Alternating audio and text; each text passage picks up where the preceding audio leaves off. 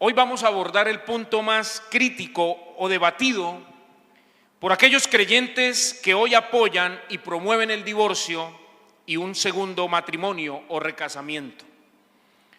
El punto donde se centra la mayor controversia de este tema está en la respuesta que Jesús le da a los fariseos sobre la pregunta que le formularon al Señor, y le dicen: ¿y por qué Moisés nos permitió repudiar a nuestras mujeres? Jesús les dice que Moisés dio este permiso para ellos como una concesión, y usted tiene que entender la diferencia entre una concesión y un mandamiento. Parece que esto tiene que ver con lo que Pablo decía: digo yo, no el Señor. Que Moisés les dice por la dureza de sus corazones, pero les aclara: más en el principio no fue así. Ese repudio se concesionó también en cuanto que en el desposorio la mujer no se guardaba para su esposo y fornicaba antes de la boda. Cuando Jesús les dijo a los fariseos: salvo por fornicación, para entender esta salvedad dada por Jesús debemos entender lo que incluía el matrimonio judío. Los 3 pasos del matrimonio judío eran los siguientes. Primero, las 2 familias se ponían de acuerdo para el casorio de los hijos. Daban a conocer este acto públicamente a través de una ceremonia, y era allí cuando ya estos 2 jóvenes quedaban comprometidos o, como lo dice la Biblia, desposados. Este compromiso de desposorio en el pueblo judío era tan serio que solo se podía disolver por la muerte o por, como lo dice la Biblia, por causa de fornicación. Luego la pareja se casaba y comenzaba su vida de esposos. Este desposorio duraba aproximadamente 1 año. El joven se iba a construir casa donde viviría con su futura esposa, y la joven iba a casa a prepararse por su madre. Cuando el padre del joven verificaba que el nuevo hogar ya contaba con ese lugar, ya contaba con lo necesario para iniciar una nueva familia, era quien autorizaba al hijo a ir a buscar a su novia. Él salía acompañado de sus amigos y se celebraba la fiesta, que duraba 7 días, y finalmente se consumaba esa unión. Antes de entrar a mirar la salvedad, vamos a tomar de aquí 2 verdades que el Señor nos enseña a nosotros como iglesia. Esta figura del desposorio judío para nosotros representa 2 verdades maravillosas. La primera es nuestra unión con Cristo, nuestro desposorio con Cristo y el regreso de Cristo por la iglesia. Hoy nosotros los cristianos, los hijos de Dios, estamos desposados con Cristo. ¿Cuántos están desposados? Y así como la novia debía guardarse fiel, virgen y pura para su novio, a la iglesia se le manda a guardarse pura y fiel para cuando su novio regrese. Pablo a los Corintios, en su segunda carta, en el capítulo 11, verso 2, dice: porque os celo con celo de Dios. Segunda carta a los Corintios 11:2 dice: porque os celo con celo de Dios, pues os he desposado con un solo esposo, para presentaros como una virgen pura a Cristo. La mujer debía guardarse para el Señor, para su esposo. Así la iglesia debemos guardarnos para la venida de nuestro Señor Jesucristo. La segunda verdad de este desposorio ilustra la venida del Cristo por la iglesia. Jesús dijo en una ocasión: voy pues a preparar lugar para vosotros. Y ese preparar lugar ilustra la preparación del novio para venir por su iglesia. Luego de preparar ese lugar, así como el padre judío le decía al hijo: vaya por su novia, será el Padre Celestial quien le diga a Jesús: ve por tu iglesia que compraste a precio de sangre. La Biblia dice en Mateo 24:36 que el día y la hora nadie lo sabe. Y yo le preguntaba ahorita a una hermana: ¿usted sabe por qué el día y la hora nadie lo sabe? Ni aun los ángeles, sino solo el Padre. Porque así como en el matrimonio judío el padre era el que autorizaba al hijo al ir por su novia, de igual manera el Padre Celestial, en el momento que él indique, le dirá a su hijo: ve por tu novia, la iglesia. A su nombre.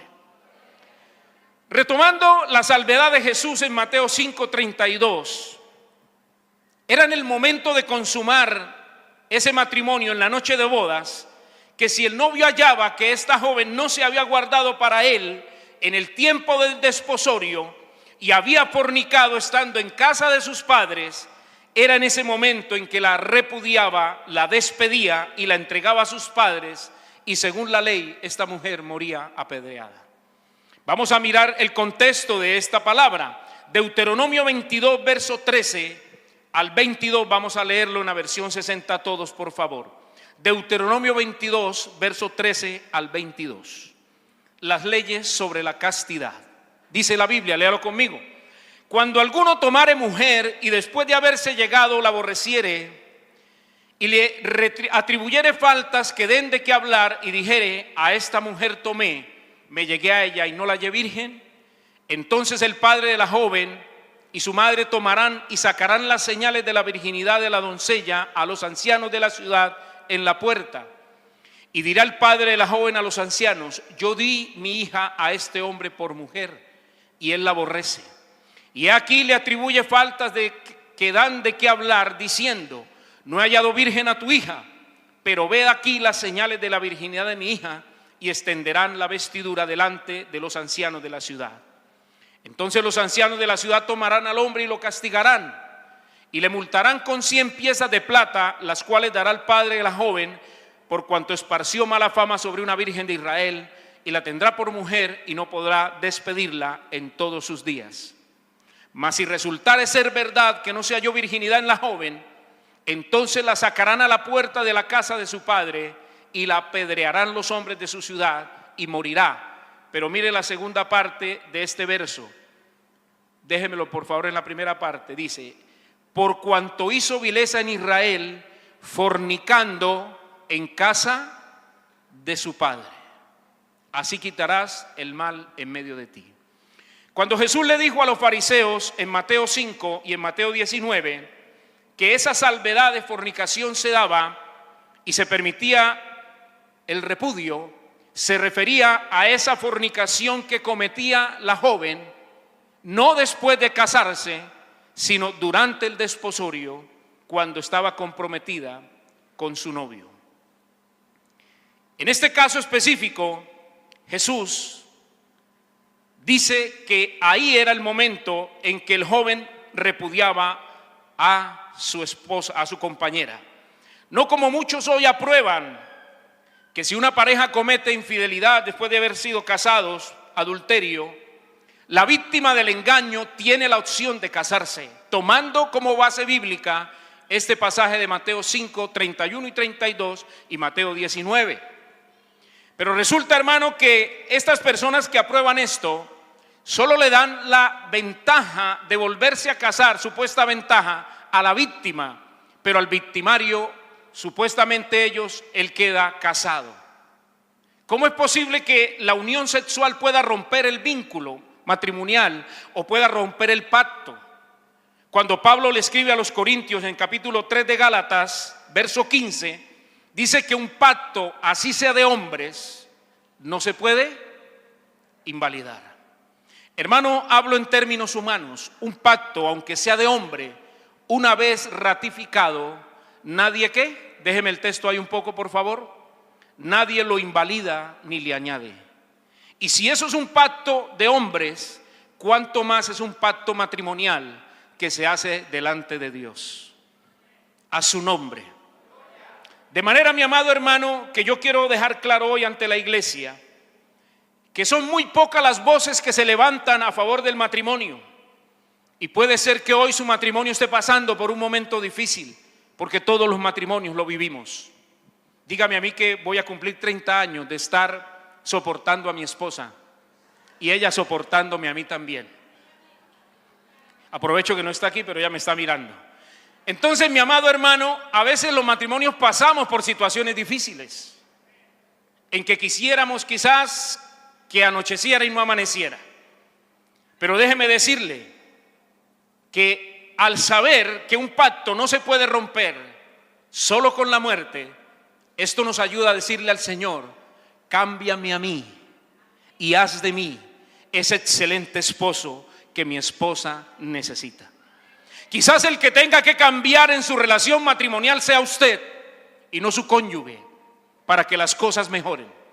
Pero la palabra de Dios es clara en decirnos que dentro de la intención original de Dios, Dios no acepta ni permite el divorcio. Y quiero concluir con esto, y es sobre una de las leyes de interpretación que nos habla de la primera mención.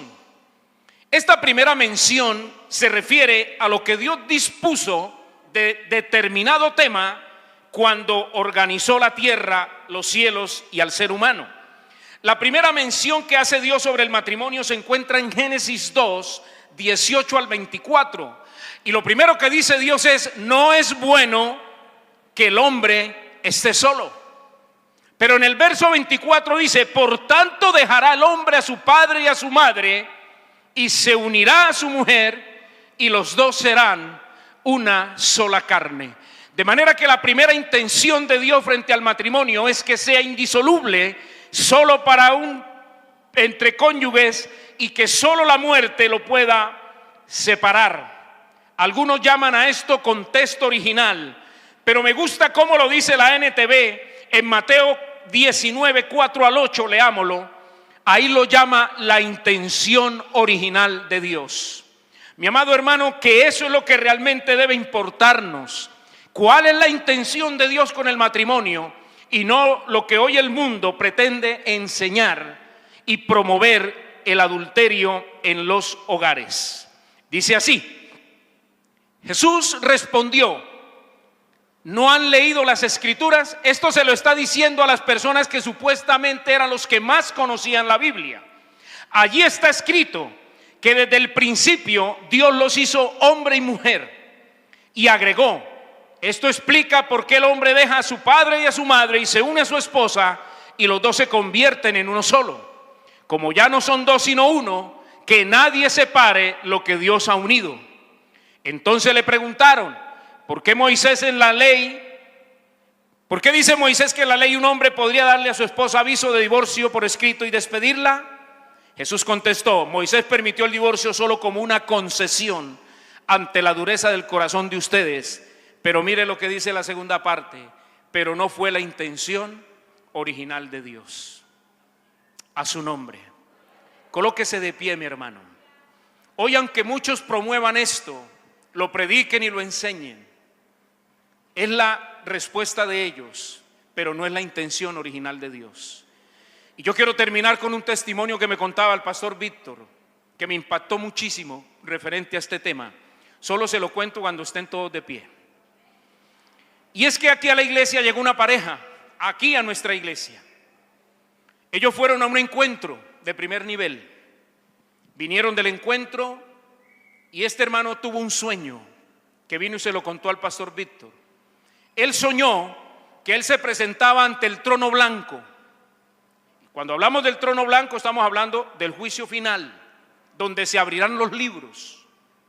Y él se presentó y dio su nombre, y el ángel empezó a buscar en el libro y no lo encontró. Y le dijo: no, usted no está escrito en el libro de la vida.